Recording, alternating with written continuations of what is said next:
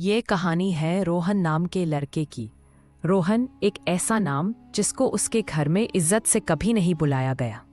जब भी उसका जिक्र होता था सिर्फ ताने मिलते थे, मजाक उड़ाया जाता था और दिल को छिर देने वाले लफ्ज।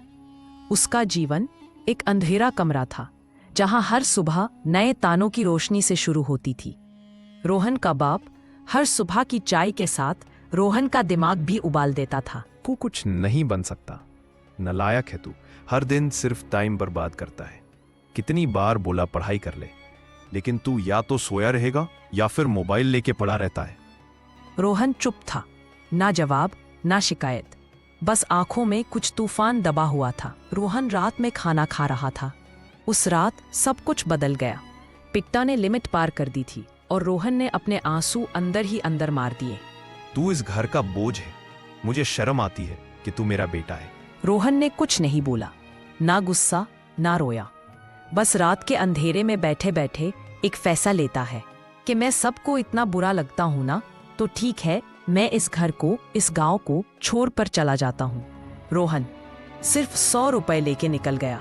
ना कोई प्लान, ना कोई मंजिल, सिर्फ एक जिद, अब घर नहीं दुनिया जीतनी है। रोहन काम की तलाश में निकल गया। वो दिन रात काम की तलाश में लग गया। जब सारे पैसे भी खत्म हो जाते हैं तब रोहन एक रोटी के लिए दुकान दुकान जाकर कहता है, काम चाहिए, जो मिले चलेगा, सिर्फ एक रोटी चाहिए। रोहन को एक छोटा सा ढाबा देखता है जहां से उसकी नई कहानी शुरू हुई। रोहन थके हुए आवाज में बोलता है, बाबा जी, कुछ खाने को मिलेगा, मुझे बहुत भूखा हूँ। काम करेगा?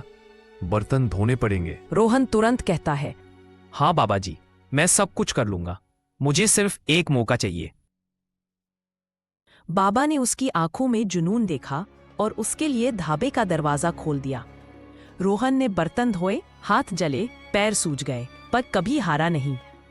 जब लोग सोते थे तब रोहन खाना बनाना का बुक पढ़ता था, मसालों का राज सीखता था, तंदूर का एक्सपर्ट बन गया। रामनाथ बाबा एक दिन मुस्कुराते हुए कहते हैं, तू एक दिन बड़ा आदमी बनेगा बेटा, मेरा दिल कहता है। फिर अचानक रामनाथ की तबीयत खराब हो जाता है।